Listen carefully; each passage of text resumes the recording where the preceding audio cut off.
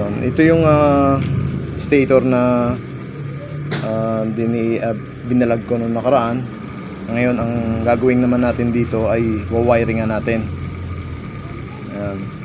Ngayon ang unang kailangan natin, syempre yung lead wire. Yung gagamitin mga lead wire. Ito yung mga lead wire. Yan yung gagamitin natin. Tapos dun sa mga nagtatanong dun sa YouTube channel ko, bakit wala daw mga thermal fuse yung mga rewind ko. Kaya lalagyan natin to ngayon. Ang value nito ay 2 ampere. Thermal fuse, ito yung nagisilbing protection ng winding para kung halimbawa mag-overheat o magkaroon ng problema yung shafting or bushing, pag-iinit kasi itong stator na to, yung winding, ito yung magiging protection niya pag inabot niya yung temperature na ano niya, na naka-indicate dito sa kanya. Ito ay 115 degrees Celsius, 250 volts, 2 ampere. Ayan, pag nabuo tong pag nabuo tong na-wiringan ko tong stator na to, ikakabit ko yan doon. Yan sa electric pan na yan. Ngayon, first step, siyempre alam na natin yung common, pero uulitin pa rin natin.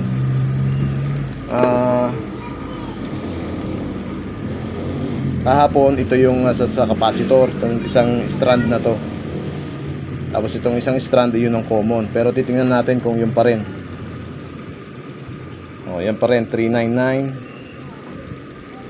352, 288 o 289. Itong isa 211, 256, 320. Yun lang ang pinakamababa niya. Samantalang dito sa kabila ay 399 yung pinaka mataas. Kaya ito yung magiging common natin. First step na gagawin, ang una nating itatap doon sa mga end wire ng stator na to ay yung speed. Mauuna tayo sa speed. Sa color coding ng standard na motor, standard na electric pan na motor, ay ganito ang kulay niya: green, black, white at red, tapos yung yellow sa capacitor. Yun yung mga nakalagay sa mga rewind ngayon. Uunahin natin ilagay itong tatlong wire na to para sa speed. Yung red stand for number 3, yung black stand for number 2, at yung white stand for number 1, speed. Kaya hahanapin natin dito sa tatlong tapping point ng na to, ng stator na to, kung alin dito yung 1, 2, 3. Kagaya nung nakaraan na ibinidyo natin. Unahin natin yung number 1. Pipiliin natin dito sa tatlong to, dito sa tatlong tapping wire na to, kung alin yung pinakamataas na resistance. 399, 353 at saka 289. Ang pinakamataas sa kanya ay yung 399. Ibig sabihin, ito yung number 1. Itatap ngayon natin tong white lead wire dito sa pinakamataas na resistance na tapping point ng ng stator. Ito yung number 1. Next, hahanapin natin yung pang number 2, yung kasunod na resistance nya, 352,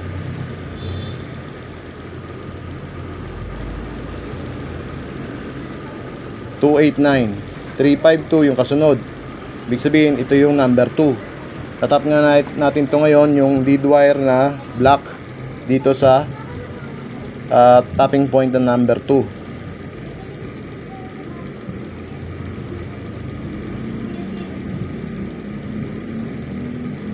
Nakatap na siya.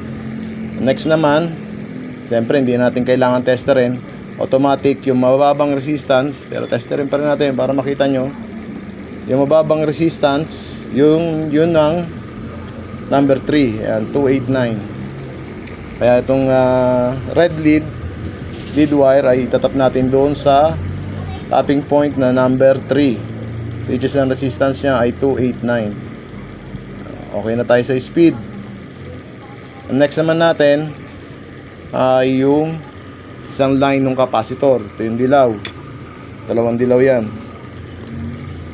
Itong dalawang natitiran tong single strand, ito ang common. Alam na natin yung common. At ito yung sa capacitor. Kaya itatap natin tong isang yellow doon sa isang nag-iisang lead wire para sa capacitor. Yan. At pagkatapos naman yan, maiiwan yung isang lead wire. Ito na yung para sa common. Yung para sa common, ayusin muna natin tong thermal fuse. Lalagyan muna natin ng tubing para for safety. Yan, itutupi lang natin ng ganyan. Tapos okay na. Tapos ilalagay natin yung isang yellow para sa capacitor doon sa linya ng isang linya ng thermal fuse.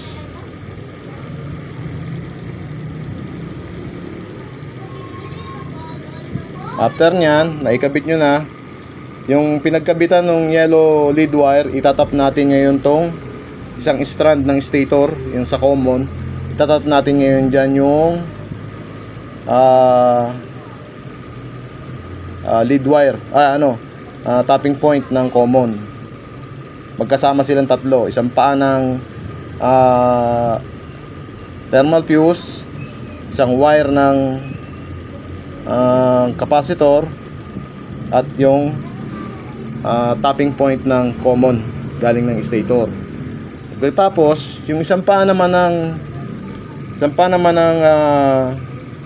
thermal fuse, doon natin ilalagay yung common na lead wire, which is yung kulay green. Ito na yung magiging common mo. Kaya pag bumitaw si thermal fuse o nag-open si thermal fuse, galing to sa supply galing to sa 220, isang linya ng 220. Pag bumigay si pangalan nito, thermal fuse, open na kagad. Hindi na makakapasok yung isang line ng supply natin. Yun ang silbi ng thermal fuse.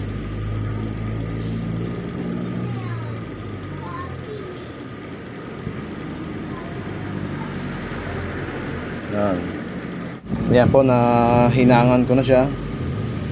Yung tapping point ng stator at saka yung mga lead wire. Ngayon, kailangan natin ng tubing. Ito yung tubing, 6 pieces kasi 6 yung terminal nya. 1, 2, 3, 4, 5. Tapos kailangan din natin ng 2 pirasong cable tie.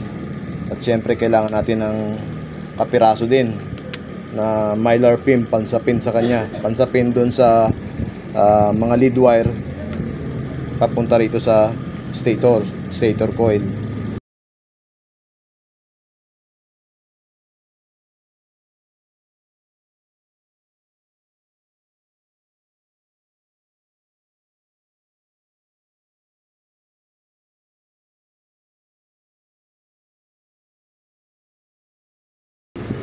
After na mailagay nyo na si tubing, iilalim nyo ngayon yung thermal fuse na dapat nakadikit siya doon sa coil.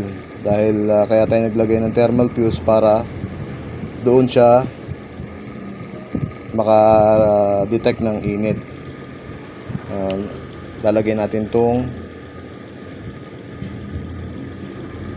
mylar pin.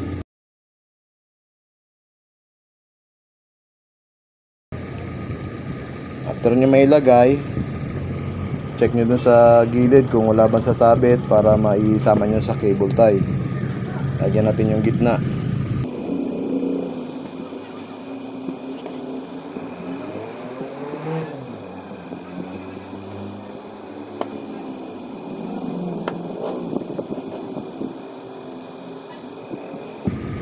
Ganyan na siya.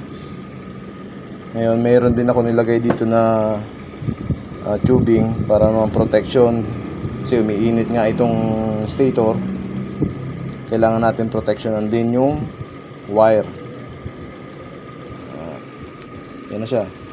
Tapos need din natin na gumamit ng tawag to, shoestring, pantahi. Kung mayroon kayong karayom, mas maganda. At ito, ano na lang to, pangalan niya magnet wire, medyo malaki. Kailangan natin itong tahiin kasi pag cable tie lang yung ginamit natin, hindi ito tatagal. Kapag uminit si winding, unti-unti itong lumulutong. Kaya kailangan natin tahiin yung lead wire dito sa stator.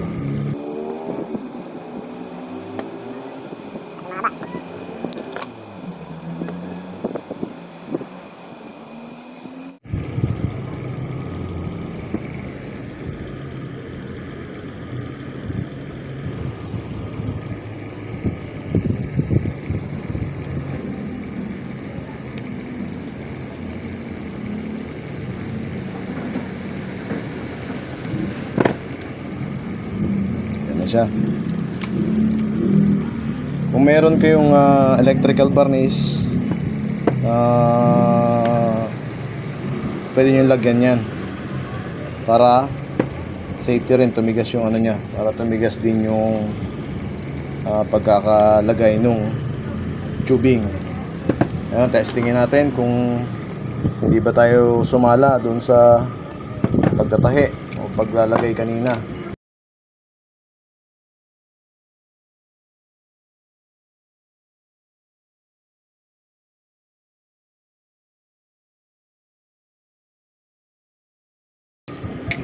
Natin yung tester,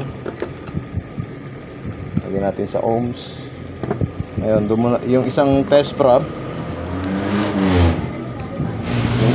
yung isang test prob ilalagay natin dito mismo muna sa green wire o sa common wire. Titingnan natin dito kung, kasi hininangan natin kanina yung tapping point nung thermal fuse. Tingnan natin kung okay pa siya. Ayun, okay pa siya. Ibig sabihin may contact pa yung thermal fuse. Pagka sobra kasi sa init yun, nag-open ka agad. Ngayon, galing dito sa common wire na green, punta naman tayo dito sa isang test prob, lalagay sa kulay green. Tapos yung tatlong speed ng winding, which is yung 1 ay white, 400, yung black number 2 353, yung number 3, yung red ay 289. Yan siya. Ibig sabihin good na si motor, pwede na natin isalpak.